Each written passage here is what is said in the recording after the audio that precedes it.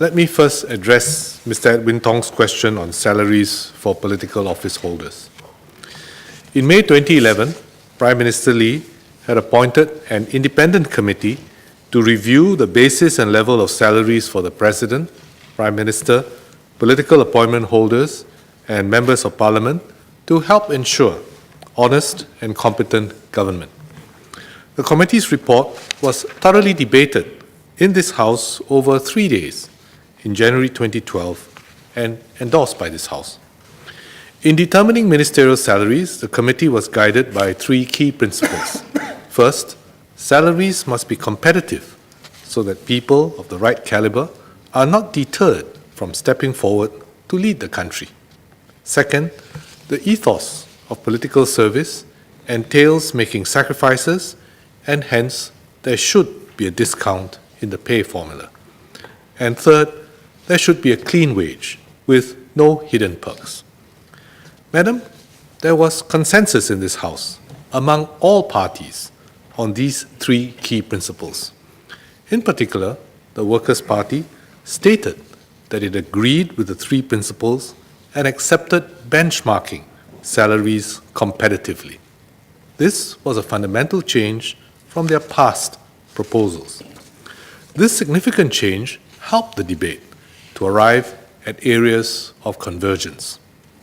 Based on these key principles, the House agreed to the committee's recommendations to establish a new framework for ministerial salaries. Let me briefly recap these recommendations. 1, a new benchmark which is based on the median income of the top 1,000 earners who are Singapore citizens, with a 40% discount to reflect the ethos of political service. 2, a new salary framework, a national bonus linked to the socio-economic progress of average and lower income Singaporeans, and not just GDP growth alone. And 3, removal of the pension scheme for politicians.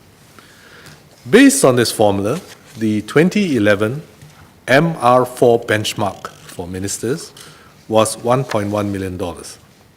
We set the norm annual salary of an MR4 minister at this level of $1.1 million. This is the norm total annual remuneration, which includes all salary components, basic salary, 13th month, AVC, and all individual performance and national bonuses. This meant an annual salary cut of 37% for an MR4 minister. An entry-level minister's total annual salary would start below that, at $935,000 a year in total. The Prime Minister's total annual salary was reduced by 36%, and the President's total annual salary by 51%. With these changes, the President's annual salary is now 70% that of the Prime Minister. While accepting the 3 key principles, including competitive salaries and benchmarks, opposition members had suggested alternative formulas. The Workers' Party proposed to make ministers' salaries a multiple of MPs' allowances, to be benchmarked to the starting salary of the MX9 superscale grade in the civil service. In actual fact, the MX9 superscale pool is part of a select group of senior civil servants in senior leadership positions. They made up just 1.2% of our 76,000 civil servants then. Importantly, the overall salaries derived by the Workers' Party proposal were at the same general levels as the committee's recommended salary level. The Singapore People's Party also proposed salaries that were around the same level. In fact, the Singapore People's Party proposed a monthly salary that was 10% higher than what the committee had recommended. In short, the proposals by the Workers' Party and the Singapore People's Party yielded salary levels that were not significantly different, either in principle or in quantum, from those proposed by the committee and which Parliament endorsed. The committee also assessed that the current level of the MP monthly allowance was roughly correct and recommended maintaining the allowances of MPs, NCMPs, and NMPs at about the same level as their monthly allowances then. Neither the Workers' Party nor the Singapore People's Party proposed cutting MPs' allowances together with ministerial salary cuts. The government concurred with the feeling in the House and left MPs' allowances alone. Madam, since 2011, the year-on-year benchmark movement has been moderate, moving up in 2 of the 3 years and down slightly in 1 year, giving an overall change of around 3% upward annually over the 3 years that the formula has been in operation. Because the changes in the benchmark have been moderate, we have not adjusted political salaries in these past 3 years.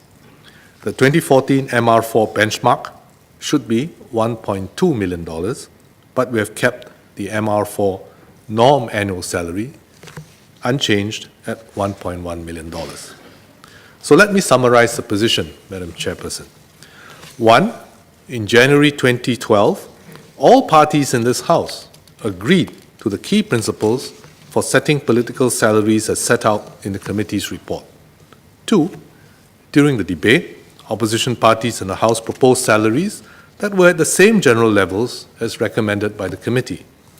3, Parliament endorsed the current salary framework, which meant an annual salary cut of 37% for an MR4 minister. Since then, the formula has remained stable and has worked well. The committee recommended that the salary framework be reviewed every 5 years. Given that things have been stable, we believe the framework remains valid and we can continue to adjust salaries within this framework should there be a change in overall salary levels in the coming years.